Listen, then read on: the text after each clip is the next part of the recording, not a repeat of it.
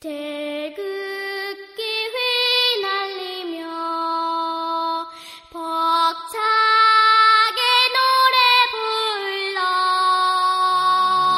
자유대한 나의 조국 길이 빛내리라.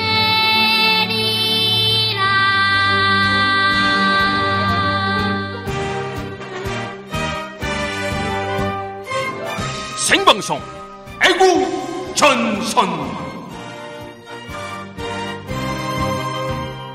높은 산 깊은 곳 적막한 산하 눈 내린 전선을 우리는 간다. 이 프로그램은 방송심의위원회의 심의 규정을 준수하지 않습니다. 청취자 여러분 안녕하세요. 3월 25일 오후 4명의 애국 독수리가 지키는 여기는 생방송 애국전선 시즌6 사직생 니가 가라 두바이 편입니다. 무슨 뭐 본토 발음으로 해준다더니 경상도 사투리라면 경상도 저 원어민 네이티브 스피커예요. 니가 가라 두바이. 되게 잘했는데 왜 그렇지? 아 의외예요. 왜요? 기대에 못 미쳤어 지금. 왜? 니가 그게 가라 섹시하게 나와야지. 니가 가라 두바이. 얼마나 해보세요 한번. 아 저는 뭐 그쪽이 아니니까. 네 아버지 뭐 하시노? 이런 거. 좀 요거도 아니다. 니가 가라 두바이. 그건 어디 사투리야? 이게 저기 김광규 씨가 하는 너가 거죠. 아버지 뭐 하시노? 너가 아버지 뭐 하시노? 예. 니가 가라 두바이. 건달입니다. 중동 가셨습니다. 모래파이에. 예. 모래파이에. 오, 좋은데? 야, 쉬어야 돼 좀. 좋은데? 쉬니까 좀 살아났어. 예? 너 너무 혹사한 것 같아. 우리 뭐 중동 가서 두꺼비 집이나 짓죠 뭐. 모래파십니다. 네. 아, 진짜 국제시장을 진짜 심하게 감명을 많이 받으신 것 같긴 해요. 완전 그때 그 시절로 아예 그냥 돌아가시려고. 그게 아마 이제 그 중동 열기, 중동 건설 붐이 그렇지. 바로 이제 그 정주영 신화, 그다음에 또 이명박 뭐 이런 얘기 있던 거죠. 이게 막 1975년 정도부터일 거예요. 태어나기 예. 전이야. 아유, 저 이제 그 이모부가 다녀오셨어요. 70년대 중동에. 아, 진짜요? 예, 그때 많이 갔어. 돈 벌러. 예, 우린 돈 벌러. 작은 아버지가 가셨지. 사우디에. 오, 진짜 많이 가셨구나. 아, 그럼. 집안마다 한두 명은 다 있었어. 그렇죠. 남자들은 이제 선택의 여지가 좀 있었어요. 왜냐면 그 독일로 광부로 가고, 그 다음에 이제 중동으로 이제 땅 팔아 가고, 그 다음에 젊은 사람들은 이제 월남으로 가고, 그다음에 여자들 같은 경우는 이제 그 간호사? 독일로 간호사로 간호사 가고. 가고. 우리 장인이 또 월남 출신이야. 그러니까 뭐 대부분 현대사에서 한두 분 정도 집안에는 그렇죠. 뭐 그런 분들 다 그렇죠. 계신 또 거죠. 그 외삼촌이 또 월남 다녀오셨어요. 네. 일찍 돌아가셨어. 제가 볼 땐 고엽제 후유증인 것 같아요. 당뇨로 일찍 그렇지. 돌아가셨는데. 예, 고엽제. 그 이제 그때만 해도 그런 사실 게 잘 증명이 안 되니까. 그 월남전 때 그 우리가 수천 명이 사망을 했죠. 그 다음에 수만 명이 부상을 했고요. 수십만 명이 지금 고엽제로 고생하고 있는 거죠. 그러니까 사실 이 고엽제 전후에 이분들이 거기서 그러시면 안 돼요. 그렇지, 지금. 그렇지, 원래. 그러니까 그 좀 희한한 분들이야. 제가 볼 때는 그 어떻게 보면 이걸 뭐야 스톡홀름 신드롬이라고 그러잖아요. 그렇죠. 여기 맞아. 납치당하면 납치당한 사람하고 뭐 납치범에게 이렇게 동화돼서 감정이입이 감화돼서 되는. 그 사람을 막 사랑에 빠지고 막 이러지. 그럼 비슷한 것 같아. 좀 박근혜 대통령하고 고엽제 전후하고는 그게 고엽제 후유증이라고 봐요 저는. 그럴 수도 있고. 이게 사리 판단을 잘 못하게 만드는 거라는 거죠. 아니 근데 중동 그때 가셨을 때는 뭘 주로 그러니까 광부면 뭐 이렇게 하신 거고 저기 이제 뭐 속되게 얘기하면 이제 노가다 건설 집 현장. 짓는 거죠. 예. 수로를 그러니까 받지, 수로. 몸만 있으면 가는 거잖아. 이게 제가 잘 기억하는데 1972년, 73년에 오일 쇼크가 일어납니다. 그때 제 기저귀 값이 없어가지고 우리 어머니 고생했었던 게 제 눈으로 똑똑히 봤어요. 기억은 좀 안 나요, 근데 기저귀도 했어 부자였구만. 그때 이제 있는 집 자식이었어. 네. 우리는 그냥 덜렁덜렁 내놓고 네. 이렇게 돌아다니고 막. 덜렁덜렁 표현이 좋다 이거. 근데 이제 괜찮아 유부녀야. 그때 이제 중동 산유 국가들이 사우디라든가 쿠웨이트 이런 나라들이 그 오일 달러라고 돈을 무지하게 번단 말이죠. 그렇지. 무지하게 버니까 이거로 어떻게 해요? 뭔가를 해야 되잖아. 그래서 건설붐, 그러니까 그 중동에 대한 경제 개발이 있었다는 거죠. 그래서 그 박정희 대통령이 정주영을 보면서 임자 이거 되겠어? 왜 서양에 있는 나라들은 건설업자들은 거기다 안 지니까. 그랬더니 가는 거지. 그랬더니 정주영이 딱 보더니 야 여기는 덥기는 한데 그럼 밤에 일하면 된다. 아이디어는 좋네. 모래가 있지 많지 않냐? 그럼 자재가 충분하다. 뭐 그다음에 비가 안 오지 않냐? 365일 일할 수 있다. 거의 뭐 하면 된다죠. 하면 된다. 365일. 야, 이건 소름 끼친다. 진짜. 이제 이렇게 해가지고 중동 신화를 한 거고 이것을 이제 우리 박근혜 대통령께서 청년들 그래서 중동이 텅텅 비게 만들겠다. 아니 대한민국이 텅텅 비게 만들겠다. 근데 그 얘기가 있어요. 젊은 청년들이 한국에 텅텅 비게 만들어서 노인공화국으로 만들려고 한다는 속셈이. 장기 집권을 위한. 그럼 뭐 득표율이 한 7, 80% 나오겠네. 그렇죠. 70, 80% 이상 되지 않을까요? 텅텅 비게 되면 이야, 진짜. 야. 근데 말을 그렇게 막 던져도 되는 건가 싶어요. 왜 예전에 이제 MB가 로봇 물고기 편대유형 한다고 하나로 안 되면 편대유형 하면 된다. 이 아이디어를 내 가지고 만들었잖아. 그 대통령 말이니까. 어쨌든 그러면은 뭐 정책보좌관이나 비서 쪽에서는 라인이 움직여야 될 거 아니에요. 그럼 단장 100명이라도 비행기 하나 보내야 될 텐데. 그렇지. 그걸 해야 된단 뭐 어떻게 말이야. 하려고 그래, 이거. 실제로. 지금 이게 이제 70년대랑 비슷한 아까 이제 독일로 이제 간호사 여성분들은 가시고, 남자분들은 중동 가고, 혹은 탄광 캐러 가고, 이랬다 그러는데, 지금 여성분들은 가 계세요. 에볼라.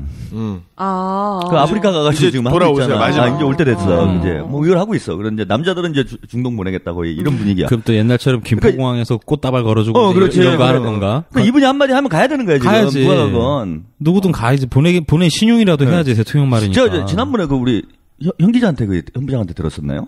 그 액티브 X 얘기 있었잖아요. 액티브 X 이거 없애라 규제 이게 대표적인 이제 어떤 뭐 규제암 뭐 이렇게 얘기를 하셨잖아.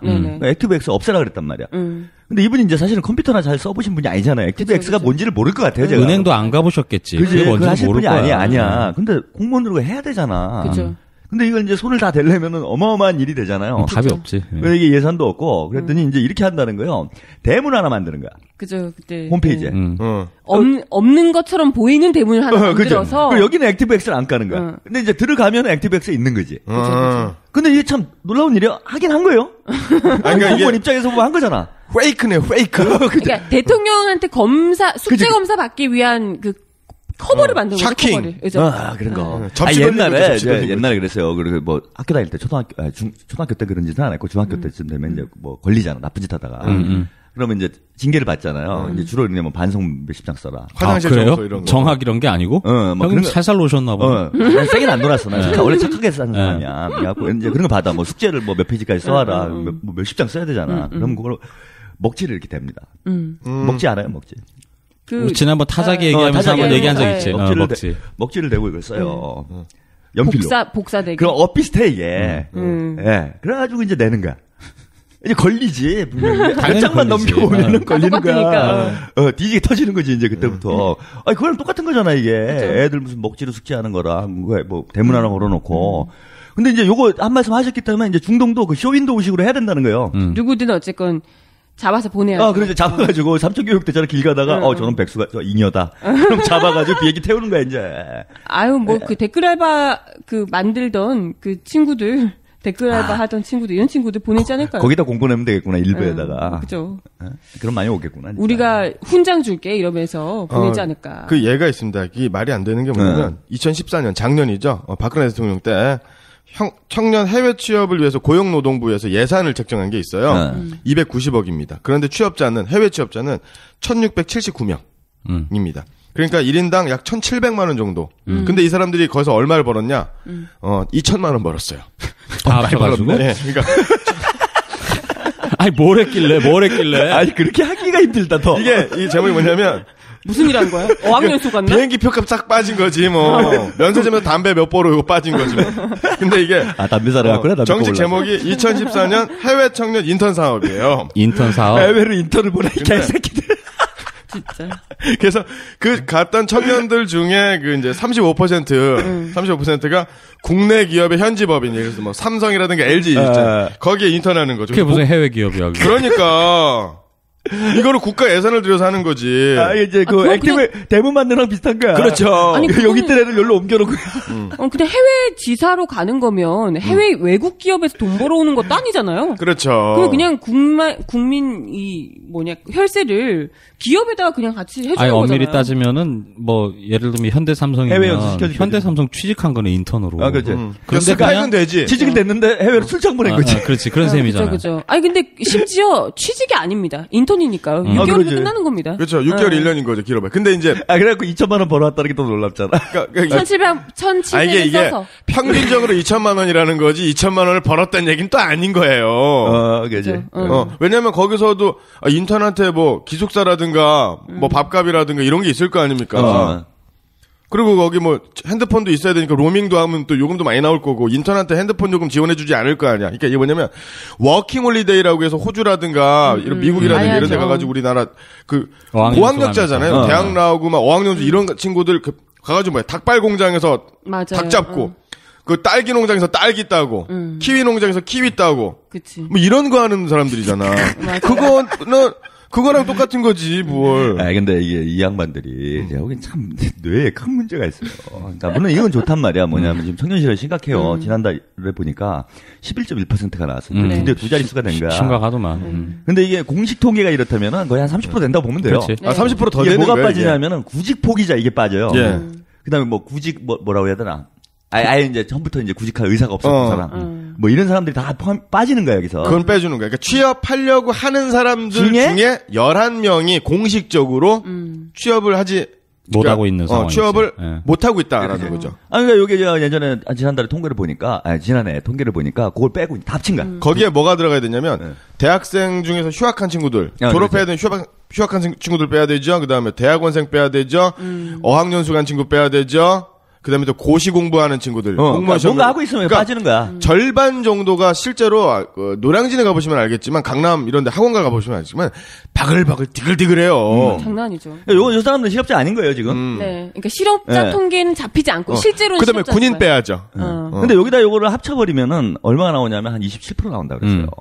그게 작년 얘기란 말이야. 진짜 폭동이 일어날. 근데 한번 생각을 해보세요. 지금 비정규직 그 장거래, 네. 장거래법 얘기 나오는데 비정규직이 840만 대 전체. 그럼 한 5% 된단 말이에요. 네네. 그럼 한 20대 중에 한 절반은 채용된 사람들 중에 한 절반 가까이는 비정규직이라는 얘기야. 그렇죠. 공식적으로. 채용된 사람? 예. 그럼 채용 안 된 사람이 있잖아요. 이게 한 30%야. 네. 그럼 이거 둘을 합치면 얼마가 되는 거예요? 80%. 한 70%가 되는 거예요. 네, 그죠. 그러니까 뭐 인턴 비스무리 하거나 뭐 실업자인 친구들이 20대가 한 70%야. 그럼 한 30%뭐 정규직에 지금 취업한다는 얘기잖아요. 맞아요. 그러니까 대기업에 취업한 한 만여 명, 100대 기업에 취업한 한 2만여 명을 제외하고는 실제로 정규직이든 비정규직이든 최저 그 임금 있지 않습니까? 네. 최저 임금만 딱 받는 거예요. 그러니까 5,800원인가 그거만 5,400원인가 그거만 딱 받는 거고. 그럼 한 100만 원 좀 넘는 거지. 근데 보통 그렇게 취직했다라고 하는 건 보통 이제 사무직이란 말이야. 네. 아시겠지만 그 공장에서 현장 근로직 같은 경우에는 야근하면 잔업하면 잔업수당이라는 게 뭐 150% 200% 이렇게 특근 수당이 나오잖아요. 그런데 실제로 사무직에서 열정페이잖아. 그렇죠. 우리 열정. 그러니까 딱 고페이야. 150만 원, 160만 원, 그거 130만 원, 그거 딱 이거 없는 거야. 네, 그렇죠. 그러니까 정규직, 비정규직은 의미가 이제 없는 거지. 그래요. 의미가 없어요. 그냥 이제 정규직은 조금 더 자르기가 어렵다 이 정도죠. 그러니까 사실 한 70%가 반실업 상태에 있다고 봐야 돼요. 그러니까 심각한 거지 지금. 그러니까 정부에서 뭐 대책을 내놓는 건 맞단 말이야. 뭐 중동이건 뭐가 하여튼 뭐 일자리가 있다면 전 좋겠다는 거예요. 근데 중동의 일자리라는 게 이런 거잖아요. 지금 이제 그 원조 각하께서 가셔가지고 이제 땅을 팔았단 말이야 지금. 그렇지. 그거 이제 수습하러 이분이 간 건지 아니면 같이 해쳐먹으러 간 건지 이제 모르겠는데.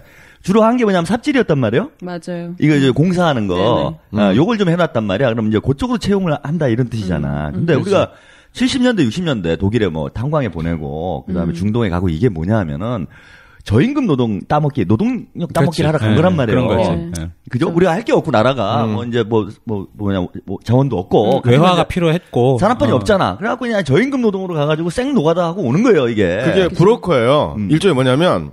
그러니까 우리 이주 노동자들이 와가지고 외국에서 베트남이라든가 캄보디아에서 오지 않습니까? 중국 동포들이라든가 그러면 업체가 낍니다. 네. 그래서 수수료 커미션 받고 업무 이제 우리나라 공장에다가 3D 업체에다가 이제 네, 3D랜다 3D죠. 네. 여기 보낸단 말이야. 그러면서 돈을 받아요. 근데 그 당시에는 뭐냐면 우리가 독일에 독일에 보내면 독일에서 우리나라가 광부라든가 간호사를 보내주는 대가로 차관을 해주는 거지. 그러니까 무이자라든가 장기 저리로 그거로 하는 거죠. 그러니까 나라가 브로커야, 정부가 브로커. 이제 그때 그렇게 했는데 지금도 그 얘기잖아요. 그럼 가서 니들 삽질해라. 우리 저 젊은 청년들이요. 보이스 비 뭐 앰비셔스 하잖아. 이제 앰비스럽게 가서 해라 이건데. 그렇죠. 아니 그런데 지금 보세요. 중국이 있어요? 그죠. 동남아 있어요? 심지어는 우리나라에 들어와요, 그 사람들이. 그죠? 그죠. 그렇죠. 그냥 이주 노동자들이 와가지고 어려운 일은 다 한단 말이에요, 여기서. 맞아요. 그죠? 여기서도 안 되는. 그죠? 현장에서 거죠. 건설 뭐 이런 건 다 하신단 말이에요, 이분들이. 그럼 거기 가가지고 우리 젊은이들이 임금 경쟁력이 있냐 이거예요, 중국 사람들하고. 그죠.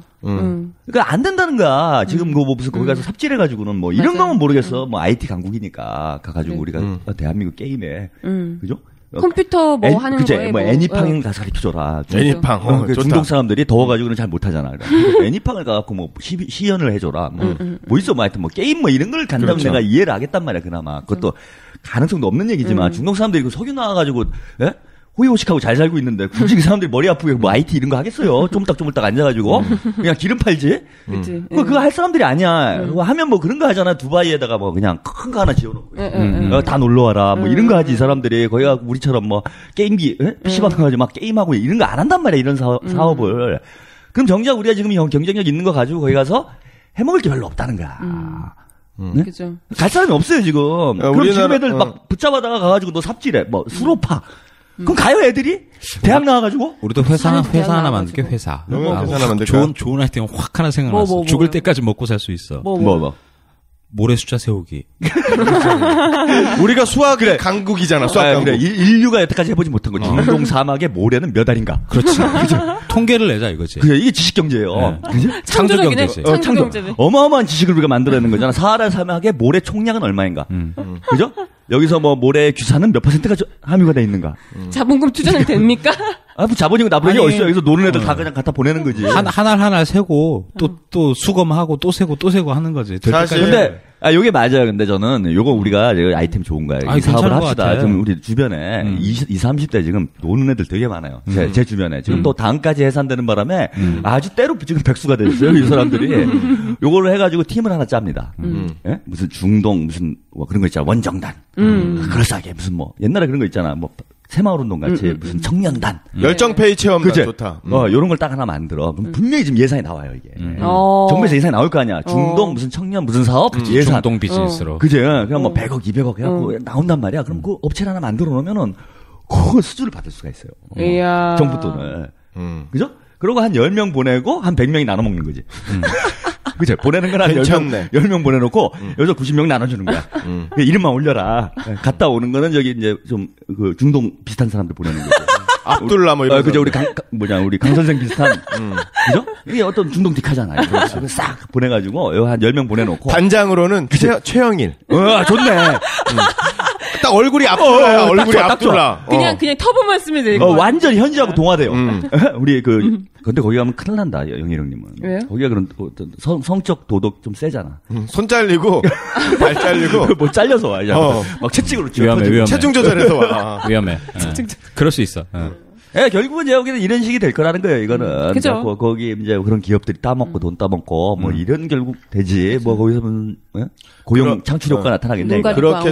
그렇게 되면 국내 그 뭐 신림동 대학 고시촌에 대학동 이런데 그 원룸 문제 해결됩니다. 부동산 중개 문제 해결됩니다. 주차장 문제 해결되지 않습니까?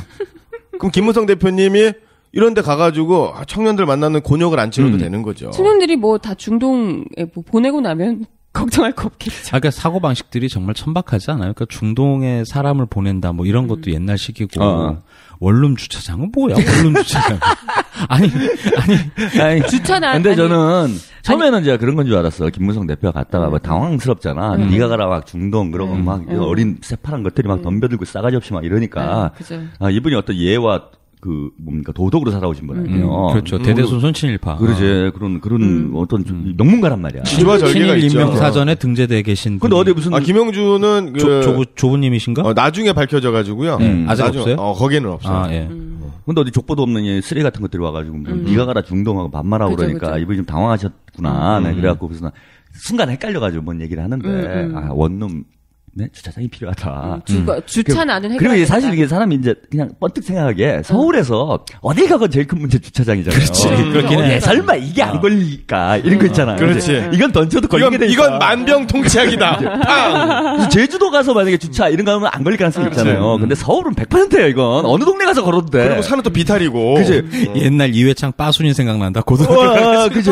그냥 막 던지면 되잖아, 그런 거는. 이회창. 그래갖고 이분이 좀 당황하셔가지고 던진 건 줄 알았어요. 근데 제가 오늘 얘기 들어보니까 보니까 그게 아니라며. 그러니까 이 김무성 준비해서 간 대표가- 정책이라며. 이게. 김무성 대표가 얘기한 건 아니고요. 네. 거기서 이제 김성태 의원이. 새누리당 의원들이 청년들과 만나는 간담회를 열었어요. 근데 준비한 거기서 거예요, 이게. 청년 주거 대책, 주거 문제 대책을 내놓으면서 이런 아까 말했던 주거랑 이 글쎄 그치, 집이 있으면 차가 있어요, 당연히. 그러니까 뭐 예, 차 한 제가- 대쯤은 있어야 되는 거죠. 예. 제가 정식으로 말씀드릴게요. 사람이 이게 아니지. 새누리당이요. 간담회에서 청년 가구, 1인 가구죠. 주거 문제 해결책으로 원룸 관리비 표준안을 마련했고요. 주차난 개선, 층간소음 개선을 제시했습니다. 여기에 또 이제 첨가적으로 김무성 대표님께서 또 이제 청년들에게 생활의 팁을 주셨어요. 3가지 정도. 라면을 맛있게 끓이는 법. 라면은 첫 드셔보셨대요. 아, 라면 끓이는 건 중요해요. 그분들에게는 굉장한 별미거든요. 서민체험. 그죠. 대박이죠. 먹을 게 없어서 라면을 삼시세끼 먹는 사람들은 뭐 이 방법 저 방법 안 해본 게 없겠지만 그분들은 어쩌다 한번 먹는 거기 때문에 별미 어떻게 먹어야 가장 잘 맛있게 먹을 수 있나 이게 중요한 거죠. 저랑 생활이 비슷한 거죠. 라면 뭐 가끔 그래도 서민 체험하고 그러는데. 황제 식탁? 아니, 대충 끓여도 맛있어요. 어쩌다 먹으니까. 맞아. 그냥 끓여도 맛있어. 아니, 근데 이 양반들이 이제 개념이 없는 거야. 지금 주차장을 확보하는 게 문제가 아니라요. 주차장이 있던 거에다 원룸을 만들어야 되는 거예요. 지금. 그렇지. 상황은 그렇지. 그죠. 완전히 개념이 없고, 그 다음에 더 심각한 문제는 이분들이 현실을 너무 모른다. 지금 원룸 층간소음 이 얘기를 했는데, 아파트 층간소음 문제는 좀 심각한 사회 문제가 그치, 돼 있어요. 그치. 뭐 그럴 수 있습니다. 근데 원룸은 이제 주로 젊은 분들이 많이 살잖아요. 그래서 독신들이고. 그죠. 층간소음이 큰 문제가 아닙니다, 여기서는. 그리고 별로 신경도 어떤- 안 써요. 아니, 신경을 쓰죠. 신경 많이 쓰지. 엄청 많이 쓰지. 그죠. 우리가 관심 많이 갖습니다. 원룸에서, 옆방에서 이 뭐라나. 이건 어떤 삶의 낭만이고, 원룸 생활에 하나의 어떤 옵션이에요, 이거를. 알아서? 그죠. 층간소음을 활성화해야 될 문제지, 이게. 방음 전무. 소리가 안 들리면 열받아. 그렇죠. 제가 뭐 지난주에 어떤 뉴스를 보니까, 그런 분이 있더라고요. 뭔데? 어떻게, 뭘 알고 이런 이렇게. 분이에요, 이분이. 옆집에서 이제 참, 애정행가. 여성의 아름다운 목소리가 들렸다는 거예요. 자기 옆집에서 이분이. 근데 이게 소리를 들으면서, 야, 이게 왠지 눈으로도 확인하고 싶다. 이 소리가 너무 아름답다. 그래가지고 이제 베란다를 타고 이분이 그 옆집으로 넘어갑니다, 옆집 베란다로. 헐. 예, 그래갖고. 넘어간다고? 이 소리는 도대체 무슨 소린가? 이렇게 보시다가, 체포가 됐어요. 아, 진짜? 예. 근데 이분이 그 상습적으로 그러셨더라고. 헐. 층간소음 문제 있네. 이거 문제 아니지. 와. 진짜. 문제 있네. 그래갖고 지금 원룸 층간소음 문제는 이거를 해결할 문제가 아니에요. 활성화해야 될 문제고, 많은 젊은이들. 결론 이상. 근데 그게 떠나서 지금 사실 청년들이 지금 분노에 찼던 게 지금 당장에 얼마 전에 바로 있었던 고시촌에 살던 한 20대 청년이 그렇죠. 그 자살한 문제. 정말 열심히 살고 아르바이트를 몇 번이나 하면서 어떻게든 살아보려고 발버둥을 쳤는데 결국은 세월고를 못 이겨서 스스로 목숨을 끊는 일이 발생했습니다. 그런 친구분이 주차 못한다고 죽지 않잖아요. 층간소음 너무 시끄럽다고 이거 잘 죽는 거 몰라서 아니잖아요. 그래요. 진짜 화나요. 주차 못하면? 차를 몰고 밤에 왔는데. 주차할 데가 없어, 차를. 그래서 이거 어디다 대지? 다고 그리고 실제로 그 원룸 고시촌에서 자살한 핑도입니다, 이거. 자살한 청년도 있지만 어젠가요? 그 지방에서 SNS 자살 카페 이런 데를 만난 4명이 20대 청년 20대 청년들이 자살을 했어요. 동반 자살. 근데 이게 이제 기자들이 자살 문제 이건데 사회 문제고 너무 암울한 뉴스니까 기자들이 신문사에서 협의를 해가지고 이런 거 내보내지 말자라고 한 거란 말이야. 청년들의 사망률 1위가 자살이에요. 그렇죠. 우리나라에서 제일 많이 죽는 원인이. 그게 자살이. 전염 같은 거 될까봐 그래요. 일부러 안 내는 거야, 그런 거. 그렇죠. 그러니까 실제로는 우리가 이렇게 고시촌에서 자살하고 그다음에 또 이렇게 사이트 비밀 자살 사이트 만나서 자살하는 이런 친구들이 우리가 알고 있는 것보다 대단히 심각한 거거든. 그쵸. 그러니까 이런 거에 대한 근본 대책. 이게 왜냐면 예전에는 우리가 70년대, 60년대, 전 60년대 경험을 못했지만 어렸을 때라 모르겠지만 그때는 가난해도 그때가 사실 지금보다 훨씬 더 물질적으로 되게 어려운 시기였잖아요. 못 먹고 못 그런데 살고. 그때도 가끔씩이라도 식구들끼리 고기 먹고 어려워도 다 같이 어려우니까 우리 한번 이겨내자. 대통령이 괴롭히고 그다음에 또 사장님이 괴롭히는 공장 공돌이 그다음에 또 땅파 먹고 사는 흙파 먹고 사는 농촌의 무지랭이라고 하더라도 다 어려우니까 그래도 바보들끼리 얼굴 보면서 이겨냈단 말이죠. 근데 지금은 양극화가 너무 심한 거지. 그렇죠. 아니 뭐 지금 경제 살아나고 있다고 하잖아요. 저기 위에서는 숫자로만 보면 뭐. 경제 너무 살아나고 이제 있다며. 좀 있으면 1인당 국민소득이 작년에 보니까 28,000 몇백 불 뭐 이렇게 그래요? 곧 3만 불이 됩니다, 올해. 3만 불이면 4인 가족 기준으로 12만 불이에요. 그러면 1달러당 1,000원으로 계산해도 1억 2천이야. 그럼 거기서 세금을 떼도 25% 세금을 뗀다 하더라도 20% 세금을 뗀다 하더라도 8천에서 9천만 원 1억 정도의 수입을 가져야 돼. 4인 가족 기준으로. 4인 가족 기준으로 그러냐고 안 그렇다라는 거죠. 그렇죠. 숫자로 믿죠. 숫자로. 제가 요즘에 이제 요 주제로 좀 젊은이들 요즘 심각한 것 같아요. 뭐 글을 좀 쓰고 있어요. 책을 하나 또 써야 되겠다 싶어가지고 약간 뭐 이래저래 칼럼이나 좀 쓰세요. 바빠요 지금. 요즘 조사를 좀 이것저것 해봤는데 보니까 진짜 심각한 상태더라고. 지금 젊은이들이 아까 뭐 이제 실업률 뭐 그냥 비정규직 비율 뭐 이런 거 좀 말씀 좀 드렸는데 우리나라 지금 보니까 결혼 비용이요. 그 이제 통계를 누가 잡았어. 그냥 결혼하면서 이제 두 사람이 합쳐가지고 쓰는 비용이 얼마인가. 2억 5천만 원인가 그래. 평균이.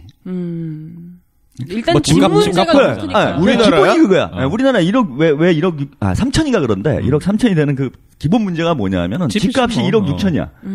평균적으로. 그것도 전세. 그죠? 근데 지금 전세는 서울에서 1억 없어. 저희 집도 평균이 2억이에요. 이사 가게 됐어요 다음 달에. 근데 그 2년대 계약 중심하잖아요. 그렇죠. 근데 우리 진씨께서 나가시라? 6천만 원 올렸어. 6천만 원이 별거 아니에요. 싼 거야? 1억 올려달라는 집들이 정말 많아요. 맞아, 요즘. 그런 집도 많더라고. 1억? 1억 올려달라고. 그럼 어떻게 하라는 거야? 나가라는 거잖아, 나가라는 이거는. 거죠. 아니, 누가 뭐 집에다 1억을 현금으로 싸두고 있는데 전세 사는 사람 아니 없어요. 1억 없어요? 지갑에서 한 두어 장 끊으면 되는 거 아니야? 아니 저희 선배도 그런 얘기 하시더라고요. 이렇게 집주인이 집 안 팔려도 괜찮으니까 신경 쓰지 말고 언제든지 나가시라고. 언제든지 신경 쓰지 마시고. 집 이렇게 팔리는 거 계약되는 지금 거 전세가 아예 없어. 그죠. 근데 제가 이제 심심해가지고, 그럼 우리도 걱정이네. 결혼하는데 2억 3천만 원이나 들면은, 이걸 감당이 되나. 그리고 뭐 3포 세대니 그런 얘기 나오잖아요. 그래서 심심해서 제가 비정규직 평균 임금으로, 30년을 일하면 얼마를 벌어? 계산을 해봤어요. 안 먹고 안 쓰고. 안 먹고 안 쓰고 그 돈 그대로 내가 예금을 한다 이렇게 해가지고 그때 3억 한 얼마가 나와. 사실 그게 말이 안 되는 거죠. 그 그러니까 비정규직 월급으로는 2억 3천을 내가 만약에 결혼 자금 혼자서 다 만든다 그러면은 뭐 혼자는 다 아니겠지만은 몇 살에 결혼해야 되면 50살? 47살에 결혼해야 돼. 군대 갔다 오면은 근데- 50살이네. 50살에 결혼해야 되는 거야. 아니 근데 먹고 살지 않는다고 생각을 했을 때 있잖아요. 그렇지, 근데 이거는. 아무것도 안 먹고. 그러니까 우리나라 젊은이들 70%는 결혼 못 한다는 얘기가 나오는 거예요, 기술적으로. 그러니까 3포 세대가 그냥 자기가 싫다고 해서 되는 게 내가 무슨 난 여자가 싫어 뭐 이런 게 아니야. 무슨 성적으로 무슨 문제가 있는 애들이 아니야. 자기들이 앉아서 계산해 보니까 이건 답이 없는 거야. 그렇죠. 그러니까 이렇게 한단 말이에요. 지금 정부에서 좀 또 금리 낮추고 뭐 주택담보대출 주고 이러잖아. 그러니까 이제 결국 주택담보대출로 사는 거야 집을. 뭐 한 1억 6천 대출로. 산다 그러면은 다 대출이잖아요. 그러면 그냥 30년 그래요. 보통 그러잖아. 만기가 30년이잖아. 근데 여기 정년 정도 되는 거야 30년이. 한 평생 결혼 비용 갖고 있는 거야. 자기 열심히 그죠? 그리고 끝나고 나면 딱 집 하나 남는 거예요. 네. 다 그러고 사니. 이거 뭘 내가 집을 사야 되나? 일평생을 네. 빚쟁이인 채로 사는 거죠. 근데 이제 더 놀라운 거는 이건 이제 결혼 비용이잖아요. 그다음에 양육 비용을 이제 양육비. 그거 이제 데이터가 있더라고. 양육 비용은. 진짜 너무 이제 내가 겁주는 거야. 당신 인생 끝난 거야. 양육 비용을 보니까 애 하나 키우는데 5억 얼마가 나와요. 몇 살까지? 20살? 그러니까 대학 보내는 것까지. 대학 등록금 포함해서? 네, 대학 등록금까지 해가지고 대학을 다 졸업시키는데 총 들어간 비용이 5억 얼마야. 그럼 결혼 비용하고 이거 뭡니까? 애 키우는 비용하고 합치면 얼마 되는 거예요? 한 9억? 7, 8억. 하나 키운다고 생각하면 이게 하나 키울 때 한 하나. 9억 되는 거야. 그러면은 정규직 평균 임금이 지금 한 240만 원 돼요. 물론 이제 나이가 들면 좀 올라가지만은 그냥 평균으로 계산을 하면은 정규직이 한 평생 벌면 30년 벌면은 한 9억 나와요. 이거 우리 뭐라고 사는 거냐면은 이게 뭐 해야 돼요? 기본적으로 사는 거예요, 그냥. 숨 쉬고. 숨 쉬고 물 사니까. 마시고. 근데 실질적으로 밥 먹는 비용을 안 넣은 거기 때문에 그게 포함 여기에 뭐 그냥 그리고 자기 뭐 무슨 문화비 뭐 이런 건 다 뺀 거지, 지금. 초중고 학생들 있잖아요. 초중고 학생들 1년에 한 50만 원 정도, 경상남도 사람들은 1년에 한 50만 원 정도 그 급식비가 들어갑니다. 이걸 또 추가해야 돼요, 여기다가. 그죠. 경남 쪽엔 그래야 되지. 그리고 또 여기다 또 빠진 게 있는데 되게 중요한 거. 이런 거 이제 공짜 점심밥을 먹으려면 어떻게 해야 돼요, 우리? 우리 엄마 아빠는 가난합니다. 그죠. 저는 거지예요. 이런 가난 증명서를 떼야 돼. 여기 이제 그 수수료 붙죠. 왜 주민등록 등본 떼면은 왜 인지 400원 내지 않습니까? 이런 것도 빠진 금액 붙여야 돼요. 인지 때? 인지 예, 때. 인지 때 붙여야 됩니다. 진짜 아유. 그래 처음에는 3포 세대 그랬잖아요. 그게 뭐 연애, 결혼, 출산? 그죠. 네. 연애 결혼 출. 근데 좀 지나더니 5포 세대 그래요? 네, 5% 그것도 뭐야? 여기다가 이제 인간관계하고 뭐였더라 하나가? 하나가 더 대인관계랑 하여튼 취직. 취직을 포기한다는 거 안 산다는 거. 아니 내가 그랬어. 뭐 페이스북에다가 이런 기사가 나왔길래 아니 이 5가지를 포기하면 뭐 하고 사는 이게 거야 대체. 아니 살 수가 없잖아 이걸 포기하면. 그죠. 인간관계도 인간관계 포기하고. 그렇다 치자 이거야. 그냥 혼자 살아. 난 그럴 수도 있다고 생각해. 뭐 정한데. 근데 취직을 포기하면은 어떻게 살아요? 그냥 이제 뭐 묻어가는 거죠. 땅 파먹나? 부모님한테 얹혀 있고 요즘 다 니트족이 굉장히 많다고 하잖아요. 근데 그 취직이 안 얘기는 되니까. 부모님 뭐가 있어야 된다는 얘기잖아. 근데 그런 부모님이 그래. 야, 널 부양해줄게. 이렇게 하실 수 있는 그런 한편이 되는 가정이 얼마나 될까? 그렇죠. 그것도 몇 %안 될 거란 말이야. 그러면, 그럼 취업을 포기한다는 죽자는 얘기잖아, 이거는. 근데 이제 그러니까, 그 이거랑 비슷한 거야. 밥을 안 먹겠어. 밥을 포기하겠습니다. 이거랑 비슷한 거잖아, 지금. 그러니까 취업 자체 그러니까 그런 건 이제 비정규직이라도 어쨌건 직장을 갖는다는 의미고 아마도 안 되니까 아르바이트 정상적인 전전하는. 취업? 네, 이건 안 그런 하겠다. 얘기일 것 같아요. 그러니까 그럼 비정상적인 취업 근데 아르바이트 이 같은 걸 이제 취업을 전전하면. 포기하게 되는 계기도 되게 단순해요. 그러니까 예를 들면 뭐 좋은 대학을 나왔어. 뭐 한 연세대 정도 나왔다 쳐요. 그러니까 군대 갔다 오고 이제 공무원 시험 준비해. 한 3, 4년 준비해. 근데 안 됐어. 이러면 29이야. 그렇지. 금방이지 뭐. 그다음에 그럼 다른 길 알아볼까? 한 1, 2년 또 이렇게 하면 금방 31. 이 정도 되면 어디 신입사원으로 명함 내밀기가 거의 불가능해져요. 이 정도 그것도 뭐 경력이 있는 게 아니니까. 안 돼. 근데 경력 또 채용이 되는 것도 아니고. 오히려 그런 식으로 4년제 대학 또 이름 있는 대학들 나왔는데 되게 서로 부담스러운 거 있잖아요. 나이는 차 있고. 안 그러면 돼, 안 돼. 그냥 일반 회사들도 너는 왜 뭐 문제가 있나? 약간 안 이런 뽑아. 식으로 생각을 한다는 거예요. 아니, 그러니까 오히려 고학력이라도. 몇 년 전에 그런 기사가 있었어요. 서울대 박사학위 소지자가 환경미화원 네. 채용시험에 응시를 한 거야. 놀아. 9급이야. 참 놀라운 일이죠. 9급 그죠. 공무원이 되기 위해서 제가 9급을 폄하하는 건 아닙니다. 근데 사회 통념상 9급은 예전에는 9급 정도면 이제 고졸. 그래서 바로 그죠. 이제 시험을 봐가지고 해서 거기부터 이렇게 올라가는 거잖아요. 근데 대졸자 정도가 되면 이제 7급 정도에서 시작을 한단 말이에요. 근데 뭐 취업이 어려우니까 그럴 수 있단 말인데 박사학위면 사실은 이제 교수급이잖아요. 그쵸. 교수급이면 한 5급. 석사도 아니고 박사. 5급이란 말이야, 사실은. 5급에 시작돼야 되는 거야. 네. 그것도 서울대. 서울대. 박사가 하도 많아서 사람들이 박사에 대한 의미를 잘 모르는데 박사라고 하면 기본적으로 인류가 가지고 있는 지식의 거의 맨 꼭대기에 있는 그럼. 전문 영역이 있는 사람인데 아니, 박사님이라고 부르잖아요. 박사님. 이런 어릴 때 인력 얘기하는 척척 박사 이런 거 아니에요. 이런 인력 낭비를 왜 하냐고 도대체. 만물 박사? 근데 놀라운 거는 이 양반이 떨어졌어. 아무래도 체력이나 이런 게 떨어지지 그치? 않겠어요. 테스트 근데 어렵대요. 보니까 봤어. 시험 보는 거 보니까 막 무거운 거 막 쥐고 막 뛰더라고. 쌀처럼 쥐고 뛰고 그래. 책이나 보고 이래가지고는 못하겠더라고. 요즘 젊은 청년들이 굉장히 많이 한대요. 이게 엄청 지원율이 높다고 하더라고요. 그래, 뭐 몇백 대 네. 1 뭐 막 이렇다고 그러더라고요. 네. 저렴한 땅개들의 수다. 생방송 애국전선.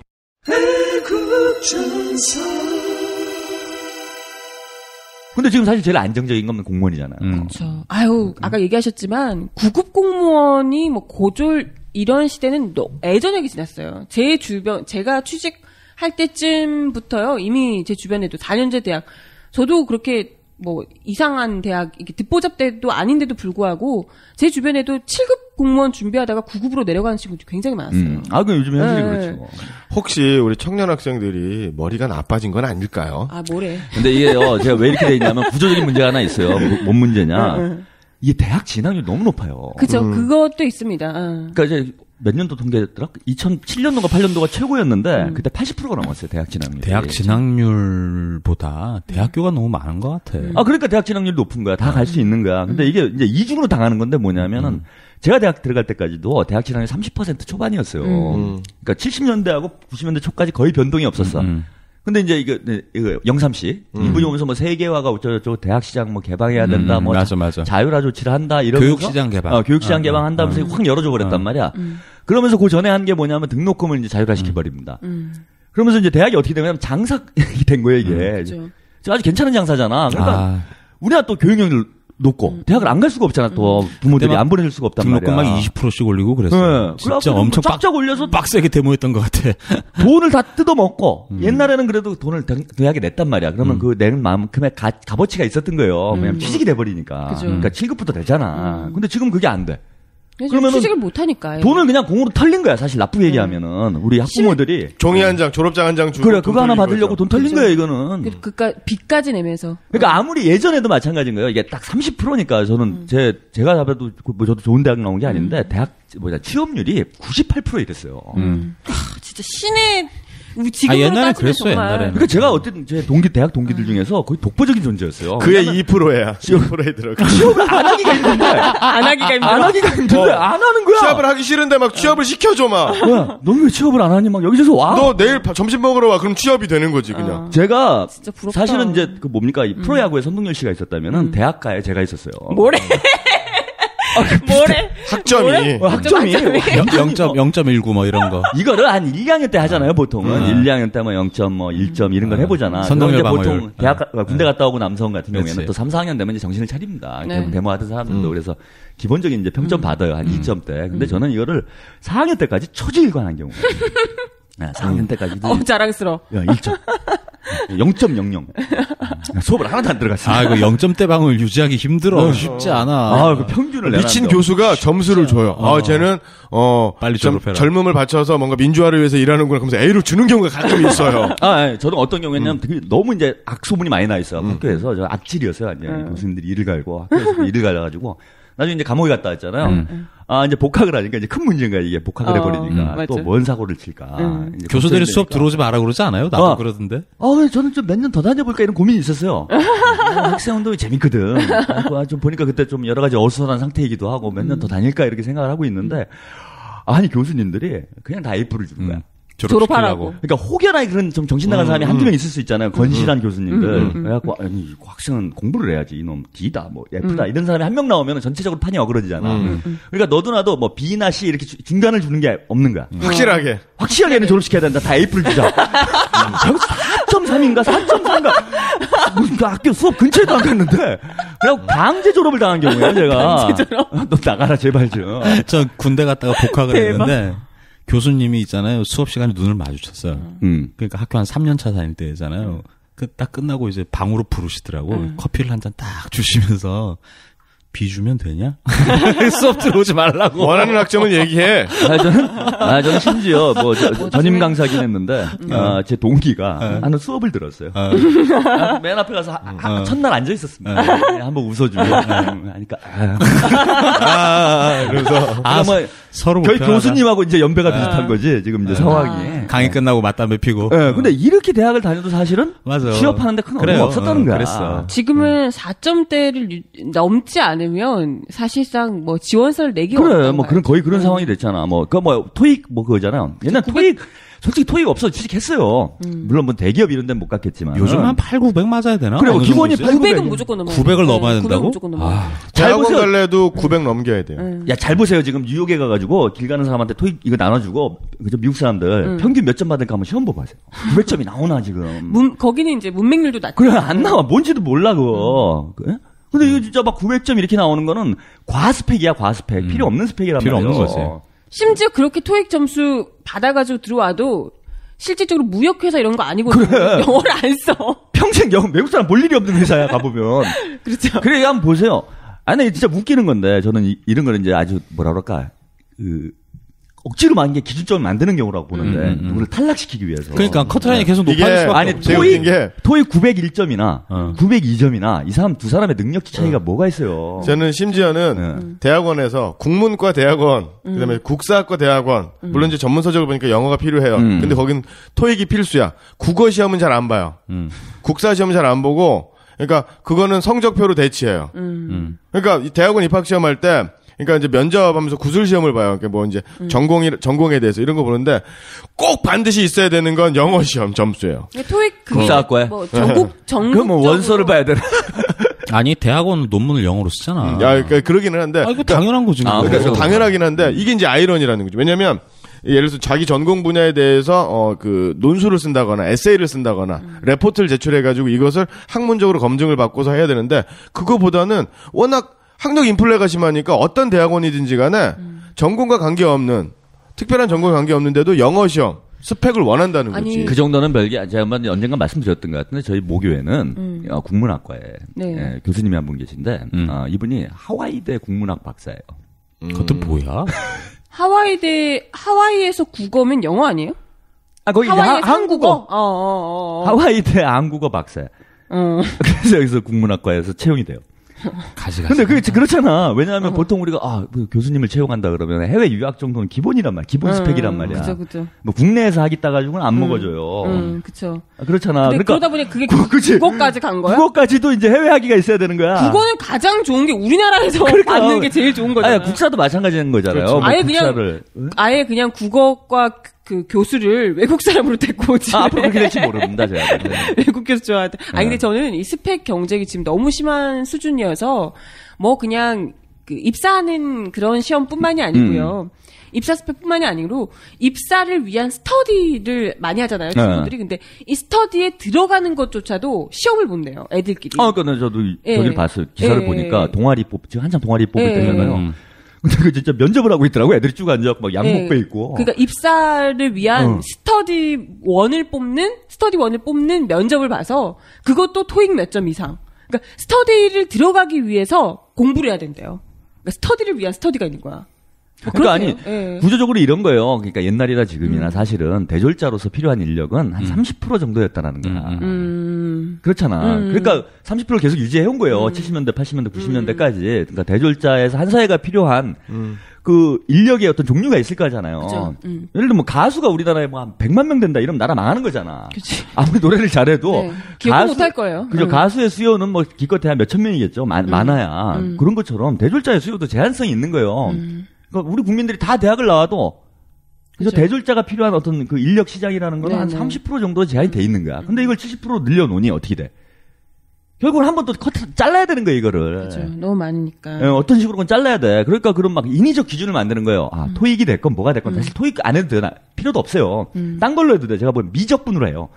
자르기 되게 쉽거든. 다 못한단 말이야. 잘 헷갈린단 말이야. 아유, 그거 한다 그러면 애들이 전부 다 미적 그걸 하나? 국어라고 해요. 아니 뭐 물리학으로도 해도 돼. 아니 무슨 뭐 음악 만들기, 노래 만들기로 해도 슈퍼스타 K처럼 해요. 뭐여가지고. 근데 어쨌건 채용하고 싶은 사람 다 저기 해라. 도전을 해라. 이게 정확한 점수 수치가 객관적으로 나올 수 있는 부분이기 때문에 그걸 그냥 이제 갖다 놓는 거죠. 인위적으로. 그치. 옛날에 MBC가 그거 한번 했었잖아. 아나운서. KBS. MBC, 했죠? MBC. 응. 슈퍼스타 K처럼 한번. 아나운서를. 그죠. 어. 아나운서 면접을 방송에서 직접 했던. 근데 그 합격자가 굉장히 좀 그때 파업하고 그래가지고. 기억도 안 나, 너. 예. 합격자가 굉장히 좀 애매하게 됐더라라는 얘기는 들었는데. 예. 뭐 어쨌건 간에 지금 우리 청년들이 다 지금 그런 수준이 그러니까 또 좀 그 아나운서 얘기 좀 나온 김에 요즘 그 기자분들이 어떤 분하고 제가 술 한잔 하는데 그런 얘기를 하더라고요. 이렇게 뭐 행사 뭐 기자분들 많이 모일 때 가면은 이 기자분들이 다 미인이라고. 대단히 예전에는 솔직히 기자분들이 이렇게 미인일 필요 없잖아요. 아나운서 분들이야 뭐 이제 그 미인일 수 화면을 있고. 통해서 대중을 이렇게 직접 나가 봐야 만나니까. 되는데 이제 기자분들은 뭐 특별히 그럴 필요는 없잖아. 이제 글 잘 쓰고 네. 이런 능력만 있으면 되잖아. 근데 한번 이거 생각을 해보세요. 토익이 얘 900점이고 얘도 900점이고 얘도 900점이야. 다 똑같아. 그래서 내가 근데 한 명만 뽑아야 돼 셋 중에. 그럼 누굴 뽑겠어요? 제가 사장이야. 예쁘네. 저 정 하나 뽑지. 당연하잖아 여기서. 셋이 능력이 똑같아 능력치가. 그러면 이왕이면 예, 예쁘네. 그죠. 이렇게 이왕이면 되는 뭐 거죠. 이제 이쁜 여성이 좋지. 그러고 이쁜 사람 뽑잖아. 그래서 인지상정이잖아요. 사람이 그렇게 되잖아. 그러니까 지금 토익이 다 900이 넘어가니까 새로운 기준점이 생기는 거야. 이제 외모. 외모 이런 거. 예, 이런 거래요. 근데 이제 왜 다 미인이 되는가? 사실 또 미인도 이게 좀 제가 또 얻어 터질 또 헛소리인지 모르겠으나 미인도 어떤 숫자 한 사회에 미인의 규모가 정해져 있을 거라고 봐요 저는. 그렇잖아. 한 우리가 인구가 5천만이면은 평균적으로 볼 때 한 뭐 미인은 10%다. 요즘은 의느님 500만이다. 근데 그거란 말이야 그거. 의느님이 계셔가지고. 그러니까 미인이 왜 다 기자들이 다 미인이 됐는가? 우리 곰곰이 이제 우리 토론 둘이 술 마시면서 얘기를 하다 생각을 해보니까 미인들이 다 기자를 하게 된 게 아닌 거예요. 기자들이 이제 성형을 하게 된 거예요. 그렇지. 이제 새로운 스펙이 또 요구된 거야. 그러니까 이제 얼굴 다 고쳐야 되는 거야, 지금. 근데 이게 여자 기자나 여자들뿐만 그런 게 아니고요. 일반 그냥 보통 회사에 취직을 하는 그래, 분들 이제 성형을 그렇게 많이 한대요. 예. 그렇게 되잖아요. 사람 다 비슷해. 다 학력도 비슷하고. 아니 기본적으로 고등학교 졸업하면은 라식은 시작하는 거 아니야, 쌍꺼풀이랑. 요즘에는 뭐, 예, 그죠. 근데 이제 예전에는 그냥 자기가 예뻐 보이고 싶어서 이런 수준이었으면 이제는 취업을 하는데 그래, 생존하려고. 스펙을 그러니까 뭐 외모적인 기준까지도 스펙이 된다는 게 참 무서운 거죠. 아니, 그러니까 이걸 또 이렇게 보세요. 이게 또 큰 문제가 있는 게 뭐냐면은 저는 뭐 이제 자꾸 성형 얘기를 해서 좀 그러긴 한데 내가 원래 좀 이쁘다는 평을 자꾸 들으면서 자란 여성이에요. 우리 정하나처럼 이제. 아니 그렇진 않아요. 아니, 평균 이상은 된단 말이에요. 평균 네, 이상으로 네. 네, 예쁘다는 얘기를 들었어. 네. 근데 이제 어떤 절대적 아름다움은 아니에요. 뭐 김태희 그쵸. 수준의 이런 건 아니잖아. 그치. 근데 다른 사람들이 김태희를 딱 보고 그 수준 다 고친단 말이에요. 맞아. 그렇게 되잖아요. 그래서 주변에 웬만하면 다 이뻐. 나도 이쁘다는 얘기를 듣고 자랐는데 내가 보니까 평범해진 거야 지금. 맞아. 평범해지거나 안 이뻐졌어. 그럼 어떻게 해야 돼요? 고쳐야 되겠다. 고쳐야 된단 말이야 이게. 맞아. 예. 그러니까 이쁜 여성들도 손을 대야 돼 얼굴에. 아 근데 저는 진짜 네. 그런 거에는 좀 동감하는 게 사실 저희는 아나운서잖아요. 저는 아나운서생으로 준비를 할 때 그렇지. 너무 애들이 예쁜 거예요. 그래서 정말 다 인형 같은 애들이 있으니까. 걔네 다 어디 갔어? 그러니까 뭐 많죠. 근데 정말 너무 많고 제가 정말 거기서 오징어인 거예요. 그러니까 그럴 것 보는데 진짜 그냥 인형 같다니까 애들이. 그래서 보는데 저는 저 스스로 그냥 뭐 자부심을 가지고 뭐 외모가 아니라 어찌됐건 내가 아나운서로서의 자질이 있다라고 생각하면서 살아왔던 사람인데 막 외모 이런 거에 갑자기 막 주눅이 들면서 이게 내가 갈 길이 아닌가, 뭐, 이런 고민까지 그렇지. 하게 되더라고요. 그러던 차에 민중의 소리 들어와서 하게 되긴 했지만, 네. 솔직히, 모르겠어요. 저는 아나운서 분들이, 아름다운 분들이 나오면 나쁠 건 없어요. 왜냐면, 이 비주얼로 어쨌건 그죠, 많은 그죠. 대중들하고 소통을 해야 되는 아나운서야 거기 또 그럴 수 때문에. 있죠. 근데 그것이 무슨 뭐 절대적으로 아름답게 될 필요는 없어요. 그렇죠. 그 직업이 어느 정도 뭐랄까 호감을 줄 수 있는 정도의 외모에 더 중요한 기능은 뭐예요? 말을 잘하는 거란 네. 말이야. 그죠? 정확한 발음으로 좋은 말을 할 수 있는 이런 능력이 강조해야 되는데 이게 이제 필요가 없는 거야 이제는. 그죠. 이게 완전 전도가 된 거야. 그러니까 이제 아나운서 그렇게 뽑는 거예요. 무슨 그 미인 대회 뽑듯이 슈퍼스타 K. 뭐 슈퍼모델 뽑듯이 그렇게 아나운서를 뽑는 거야. 근데 뭐 그런 것도 필요는 하겠지만은 이 사실 사람의 지적 능력이라는 게 그렇게 무슨 뭐 쇼를 하면서 이렇게 찍어가지고 보일 수가 없잖아요. 그렇죠. 그게 재미가 없어 사실은. 그래서 딱 모여가지고 야 우리 미분적분을 전 국민이 미분적분 누가 잘 푸나 이걸 생중계로 하고 있는데 이야 저 사람 와 미분의 천재네 뭐 이렇게 안 되잖아. 이건 재미가 그쵸. 없잖아. 그 흥미로운 요소는 뭐냐면 자극적인 요소들이 어떤 시각적 흥미를 줄 수 있단 말이에요. 그러면은 그런 거 강조하게 돼. 그러니까 아나운서 그렇게 채용을 하는 순간 뭘가 강조가 되냐면 당연히 외모가 강조될 수밖에 없어요. 그렇죠. 뭐 근데 왜? 뭐 아나운서야 또 그럴 수 있다고 쳐요. 저는. 네, 그럴 수 있는데 중요한 건 이제 이전에는 그래도 뭐 아나운서나 특히나 외모가 중요한 직업일 때 그랬다면 이제는 전혀 상관없는 그치. 직업들까지 그렇게 아니 하고 더 있다는 재밌는 건 있잖아요. 성형외과의 간호사들 있잖아요. 그러니까 성형외과의 간호원으로 취직을 하려고 성형을 해. 그래야지 그것도. 그리고 압구정에 있는 그러네. 압구정에 있는 굉장히 다양한 병원들이 있어요. 네네. 뭐 피부과도 있고 한의원도 있고 이제 거기서 이제 그 간호원을 뽑는 기준이 뭐냐면 예뻐야 돼. 외모야.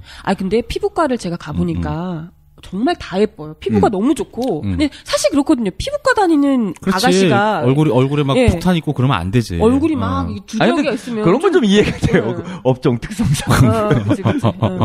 근데 제가 이제 여기서 드리고 싶은 말씀은 뭐냐면 지금 보세요. 야, 대학을 가야지 대한민국에서 살아남을 수 있어. 그리고 이제 중고생부터 막 별지랄 다 하잖아요. 뺑뺑이 치우고. 근데 너도 난 대학을 갔어. 70%가 가요. 그러니까 똑같아진 거야. 또. 그래서 이게 걸러지지가 않은 거예요.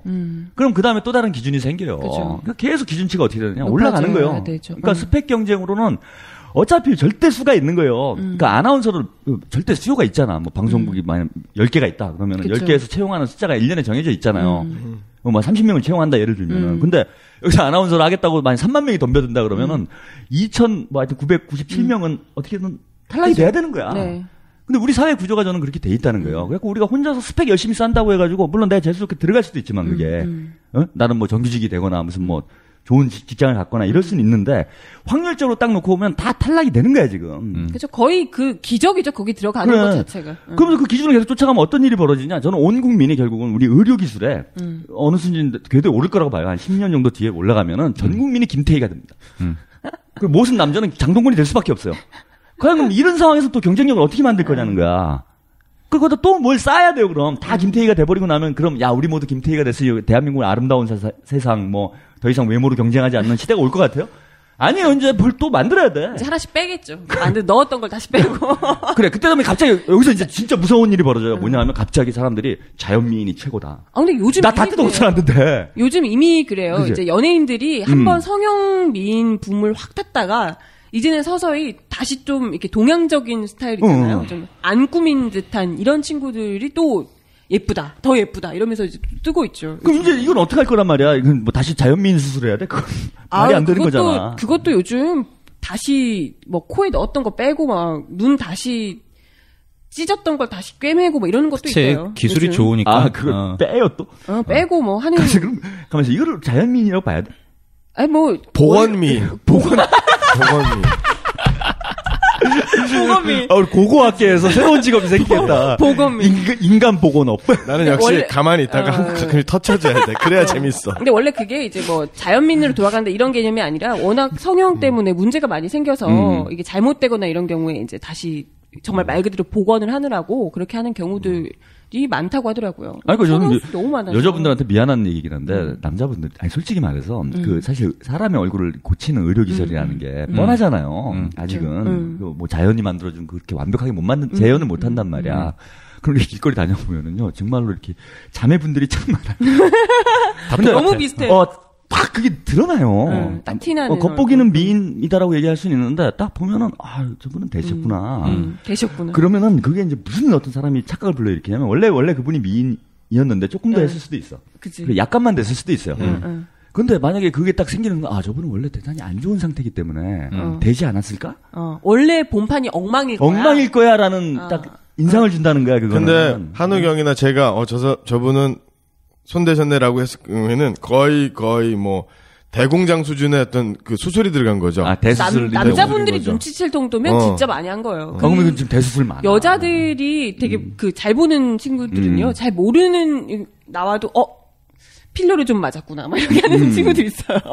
진짜 잘하는 친구. 그러니까 우리가 볼 정도면 이제 대공사인 거잖아. 근데 그 그죠. 대공사 하신 분들이 많다는 거예요, 제가 보니까. 맞아요. 사실 그것도 약간 중독 개념이라. 그치. 점점 더. 이게 또 그렇게 될 수밖에 없어. 사람이 외모는 있잖아요. 나이를 먹으면 먹을수록 이건 어쩔 수가 없는 거예요. 그죠. 앞으로 인류 문명이 저는 크게 발전을 해가지고 우리가 나이 안 먹는 상태를 유지할 수 있는 무슨 기술이 나오기 전까지는 먹으면 먹을수록 어떻게 돼? 외모는 좀 보기 싫어지는 건 어쩔 수 없는 거야. 주름살이 늘어나고 얼마 전에 그 하수빈 씨 화제였는데 하수빈 씨가 그 정말 예쁘고 그랬다면서요.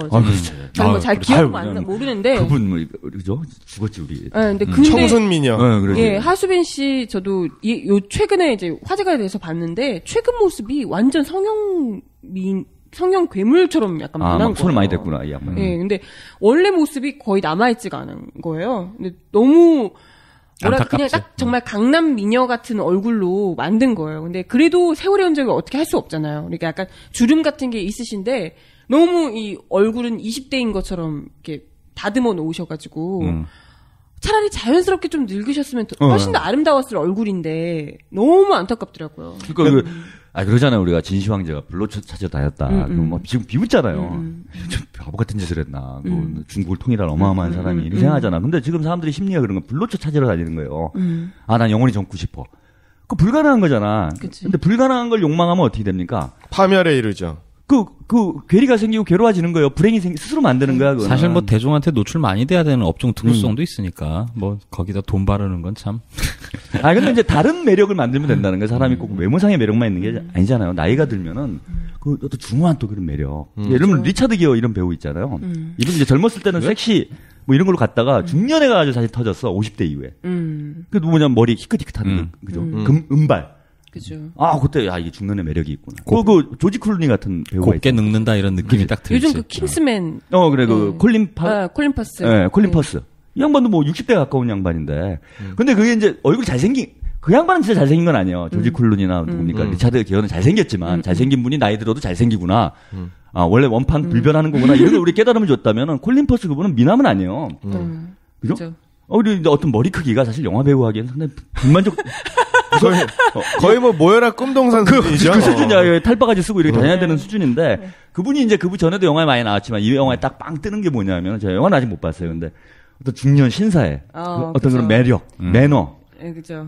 나이 든 사람이 보여줄 수 있는 거 있잖아. 담백하면서 굉장히 그 세련된 모습이. 그죠. 인품이지, 그거는. 그 인품이란 말이야. 그 인품으로 딱 그 매력을 얻으면 돼요. 근데 이 사회가 사람들한테 그런 가치 있잖아. 어떤 인품의 가치, 인격의 가치는 완전히 불필요한 걸로 만들고.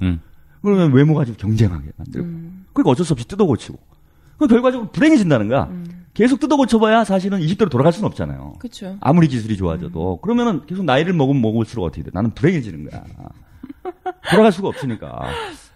그래서 제가 느낀 건 이거예요. 한국 사회가 이런 게 있다는 거야. 그러니까 뭐 애들 일자리가 없고 뭐 하고 이런 것도 괴롭지. 물론 빨리 해결해야 됩니다. 근데 더 문제는 뭐냐면 사람들을 그러니까 60년대 먹고 살기가 더 어렸음에도 불구하고 자살을 안 하는 이유가 뭐냐면 뭔가 희망이 있어요, 사람들이. 맞아요. 진짜.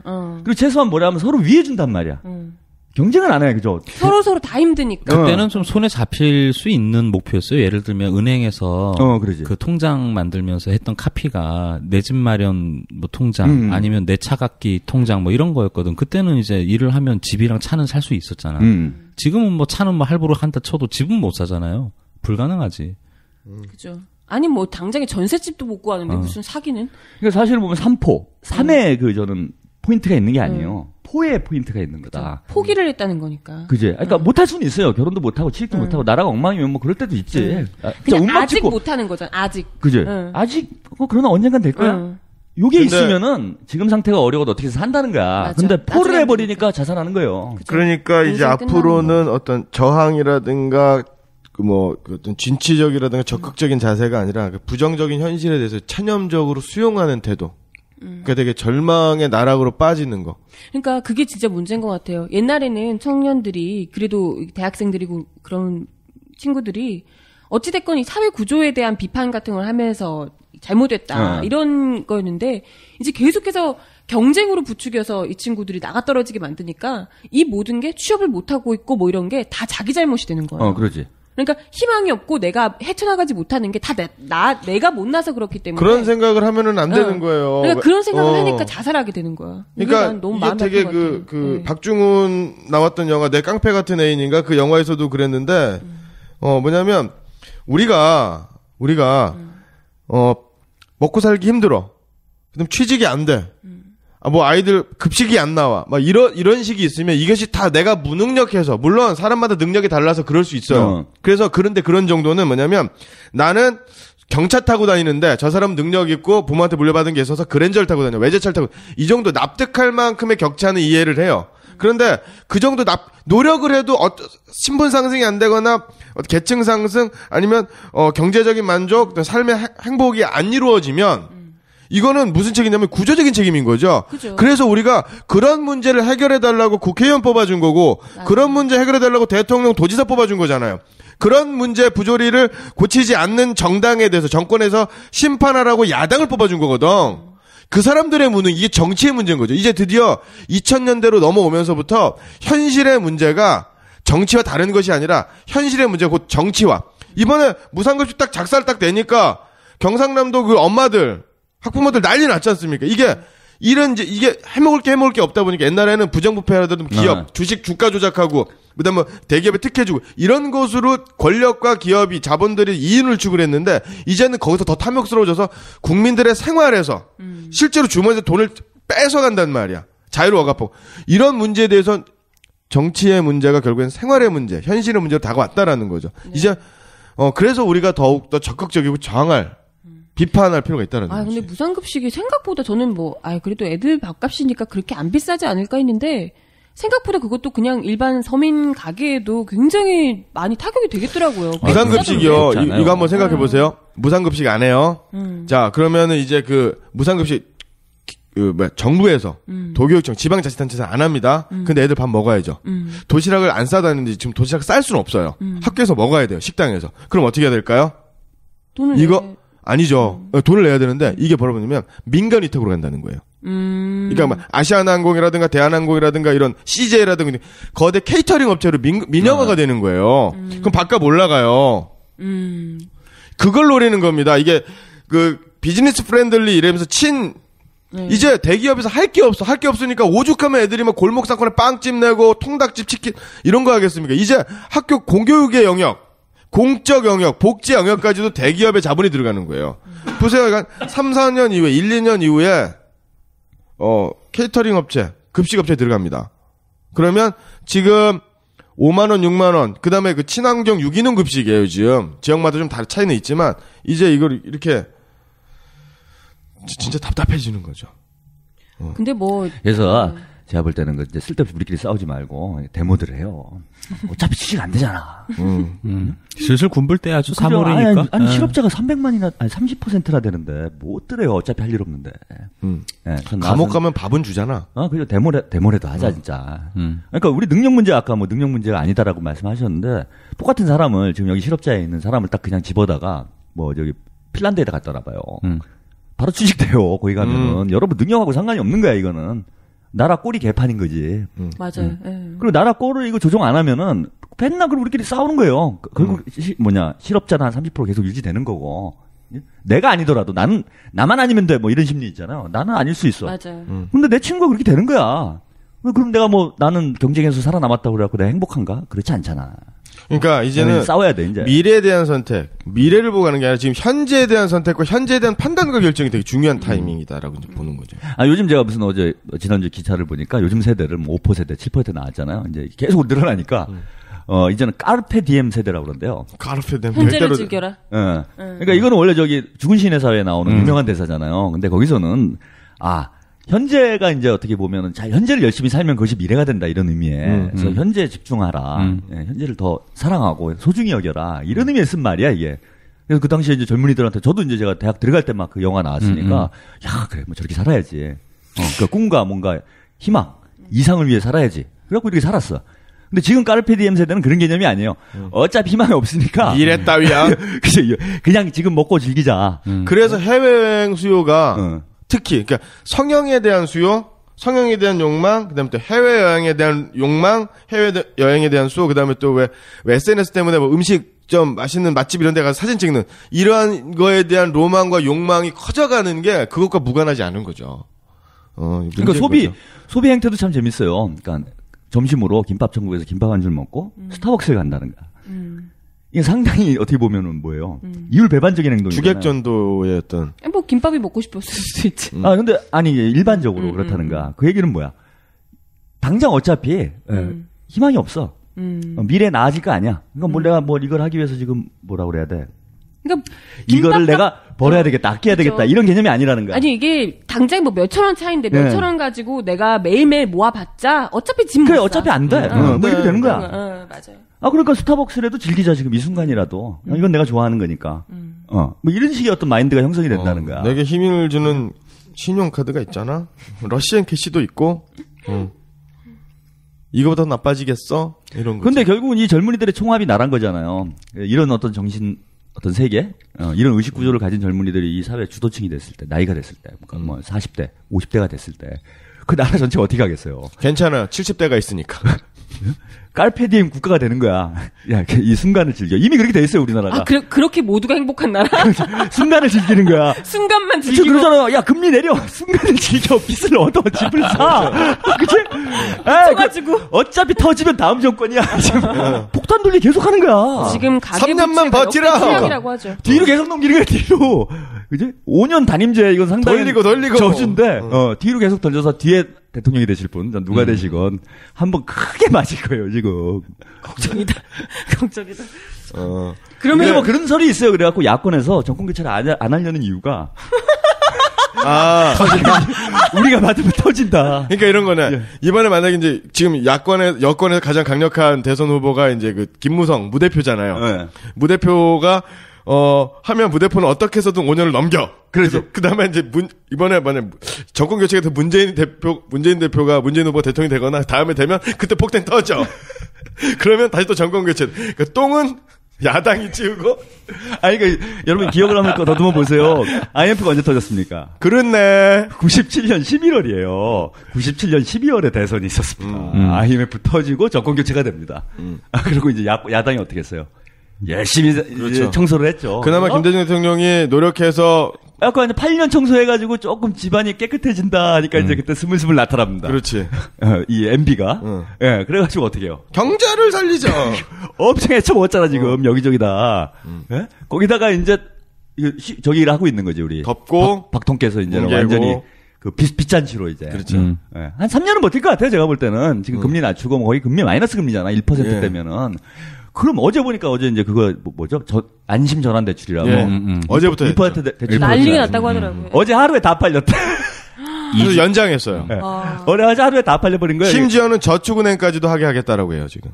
이게 난리 난 거예요. 제일 아니, 근데 금리. 저 같아도 그러지. 금리가 1%, 2% 그럼 은행에 넣어도 또 비슷하잖아. 그렇죠. 그럼 물가 인상률 못 따지면 사실 대출 받으면 어떻게 되냐면. 대출이 더 플러스야. 플러스가 된다는 얘기예요. 그거를 무슨 펀드나 이런 데 넣어놔봐. 아니, 그게 좀 조건이 있어요. 그러니까 이금융권이나 이런 쪽으로 집을 산 사람들의 이자를 탕감해주는 이런 취지라서 옛날 영농자금 돈 빼가지고 은행 넣는 이런 시나리오는 안 돼, 이제. 근데 이제 그 수요가 워낙 많으니까 하루에 동나는 거지. 그러지. 좀 어마어마하게 많다는 거야. 그래서 지금 가계부채가 상황 이미 최고잖아요. 네.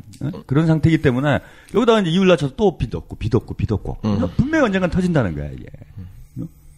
그러니까 깔페디엠 세다라는 말은 그렇다 하지만은 결국은 후대 혹은 자기 자신이 이게 터질 경우에 다 뒤집어 쓰는 미래로 책임을 전가하는 저는 이런 행태라고 봐요. 이런 면에서 지금 이제 미래를 좀 생각하고 살아야 된다, 우리 젊은이들이. 당장 나만 대충 잘 사면 돼. 뭐 이런 마인드로 접근했다가는 자신도 잘 살기 힘들 정도로 나라 자체가 이제 나중에 사단이 나는 거예요. 그래서 그걸 누가 좀 가르쳐 줘야 되는데 그게 문제지. 안 가르쳐 주니까 학원을 차릴까요? 그러니까 어른들은 가다가 한다는 소리가 나와가지고 아프니까 청춘이 개소리 나오고. 아프면 환자지. 개소리잖아. 어른들이 나와서 기껏 한다니. 야, 참아봐. 뭐 힐링해라 그래. 이런 얘기나 하고. 뭐 그 계절이 올 거야. 뭐 나도 다 힘들어 봤는데 이런 거잖아요. 참. 집을 뭘 힘들어. 서울대 대학 교수를 하고 있으면은 그 양반은 사실 살면서 힘든 거 거의 경험을 안 해본 분이에요. 김난도 그거 힘들다고 했겠지. 책상에 앉아가지고 공부한 거. 나도 공부할 때 힘들어. 그리고 사람들이 김난도 교수처럼 이렇게 그런 거 마케팅 조사해가지고 팔아먹는 사람이에요. 그 사람. 그다음에 또 어떤 스님이 또 그랬죠. 요즘 사람들이 정치에 관심이 많아서 그런 거라고. 아니, 취미라든가 독서 이런 데 해야지 정치에 관심 있어가지고 더 고통스러운 거라고. 이런 하버드 대학 나온 중이 말이야. 그러니까 한참 힐링 열풍이 있었잖아요. 예. 그런 거 이제 하지 말아야 돼. 힐링을 하지 말고 킬링을 해요. 힐링 뭐가 앉아고 그래요. 어쩌면 난 아프니까 청취자 인생은 이런 거야. 뭐 물은 물이고 사는 산이야. 그럼 뭐가 좋은데? 불만 가지지 말란 얘기잖아요. 불만 가지지. 킬링을 해라. 뭐 나쁜 거를 가가지고 없애라 이겁니다. 도려내야죠. 아예. 도려내야 된다. 그래, 낙선 운동 이런 거 좋잖아요. 그게 얼마나 좋아요. 김무성 이런 사람들이 젊은 사람 안 찍으면 돼요. 홍준표 이런 사람들은 그냥 학부모들하고 젊은 사람들하고 다 들고 일어나가지고 근데 다시는 못하게 하면 돼. 새누리당이 안 될 것 같아요. 그 분단의 70년의 시련과 고난을 면면이 역사 전통으로 이어온 새누리당이 요 정도 시련과 고난 따위에 무너질 것 같아요? 답답하죠. 깝깝하네요. 이번에 보세요. 그 홍준표 그 애들은 급식 지원 삭감하고 미국 가서 골프 치셨잖아요. 그 정도는 해주셔야지. 예. 이래도 새누리당 자신감이 있는 거예요. 내가 이 정도로 해도 우리 국민들은 나를 믿어줄 거다. 차기 대권을 꿈꾸는 분 아니에요. 그리고 전 홍준표 지사는 그래도 건전한 분이에요. 그 계통에서는. 그렇죠. 그리고 순수하게 골프만 치셨잖아. 그렇죠. 보통 골프만 안 치잖아요. 주물른다거나 뭐 그랩을 한다 뭐 이래야 되는데 뭐 찔러고 콕을 한다든지. 부인하고 같이 하셨잖아요. 그랬구나. 감시자가 들어간 거지. 그래서 부인들이 쫓아다니는구나. 그러니까 그게 이제 자기 돈으로 갔다고 하니까 뭐 이렇게 간 거니까 뭐 이제 이랬다라는 거고 뭐 그런 자신감은 사실은 그 분단 70년, 광복 70년이 되는 역사적인 2015년에 새누리당의 어떤 대선 주자들이 그러한 자신감이 없다면 감히 할 수 없는 행보. 야당에서는 그런 생각은 꿈도 못 꾸죠. 그런데 배포와 스케일이 다르다. 그래서 저는 새누리당의 미래는 밝다. 저는 이렇게 봅니다. 슬퍼요. 그냥 술이 확 땡기네 그냥. 술값도 오른다 이제. 걱정 말아요. 우리는 진짜 무병장수. 그죠? 불로장생. 금연의 금주에 욕심을 버리잖아. 포기하잖아. 거의 해탈이야, 해탈. 그 말 좋네. 온 나라 전체가 사찰이 되고 있는 거야. 사찰공하고. 완전 사찰이 돼버렸어, 우리가. 금욕생활. 그죠? 해탈. 어떤 욕망이 없는 상태. 그렇죠. 무념무상. 야, 구름에 달가듯이 가는 대한민국. 좀 있으면 이제 달라이라마가 대통령 되고 그럴 것 같아. 그렇죠. 그리고 그 달라이라마가 지적을 해. 딱 지명을 하면 그 사람이 또 대통령이 되고. 그럼 우리 또 비즈니스 해야지. 이발소. 이발소 바리깡. 바리깡 사회 본격적으로 진출해야지. 괜찮네. 민중의 바리깡 좋아요, 아주. 네, 오늘 니가 가라 두바이 편. 하지 마라. 니가 가라, 예, 두바이 편 함께 하셨습니다. 아까도 얘기하셨지만 한때는 아프니까 청춘이다 이 말이 가장 또 화두였기도 했고 이제 조금만 버텨내면 이 아픈 것만 이겨내면 그래도 미래가 있을 거다라고 생각하던 때도 있었습니다. 그런데 이제 그 모 케이블 방송에서 화제가 됐던 말 아프니까 청춘은 무슨 아프면 환자지 이게 현실이라는 걸 서서히 다들 깨닫고 계시지 않을까 싶네요. 누구보다 열심히 착하게만 살아왔던 우리 청년들이 아예 미래를 꿈꾸지도 못하고 아예 스스로의 삶을 포기하고 있는데 그런 대한민국에 어떻게 미래가 있을까 이런 생각을 하게 됩니다. 이런 청년들에게 어떻게 중동에 가라. 주차난 해결해주겠다. 이런 말을 하고 있는지. 저도 춥질 않잖아요, 중동. 그래? 일교차가 심해서 밤엔 추워요. 안 가봐서. 밤에 일해야죠. 이런 365일. 네. 비도 안 온다는데. 3월 25일 4명의 애국 독수리가 지키는 여기는 생방송 애국전선. 연애도 결혼도 출산도 취직도 대인관계까지 포기하고 고시천으로 더 먼 곳으로 숨어들고만 있는 우리 청년들. 오늘의 고난 결코 당신이 잘못해서 그런 거 아니에요. 열심히 해도 절대 살 수 없게끔 만드는 이 빌어먹을 구조를 바꾸기 위해 더 이상 자책하지 마시고 좌절하지 말고 따뜻한 봄날 우리 같이 밖으로 나가보아요. 감사합니다. 수고하셨습니다. 고맙습니다. 새벽 하늘 푸른 별빛보다도 맑은 떠오르는 아침 햇살보다도 밝은 저녁 하늘 지는 노을보다도 고운 스며드는 별빛보다도 어여쁜 그대 마음이여 그대 마음이여 여기저기 피어나는 푸른 봄날은 여기저기 휘어가는 뜨거운 여름은 여기저기 쌓여있는 쓸쓸한 가을은 여기저기 흩날리는 하얀 겨울은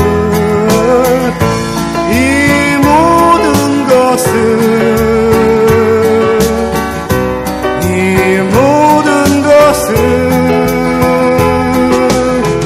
나는 노래 부르리라 그대 위하여 그대 꿈속에 담으리 그대 위하여 그대 위하여 그대 위하여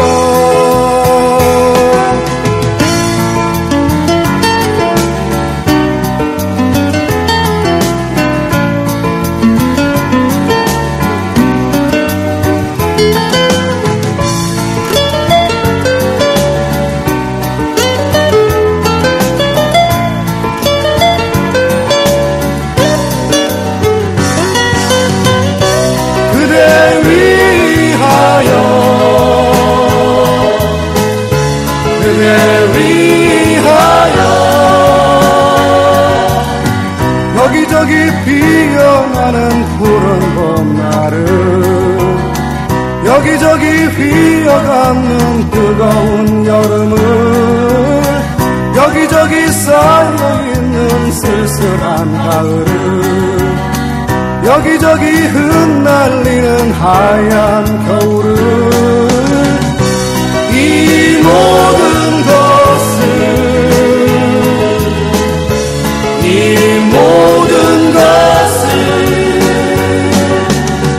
나는 노래 부르리라 그대 위하여 그대 꿈속에 담으리 그대 위하여 그대 위하여 그대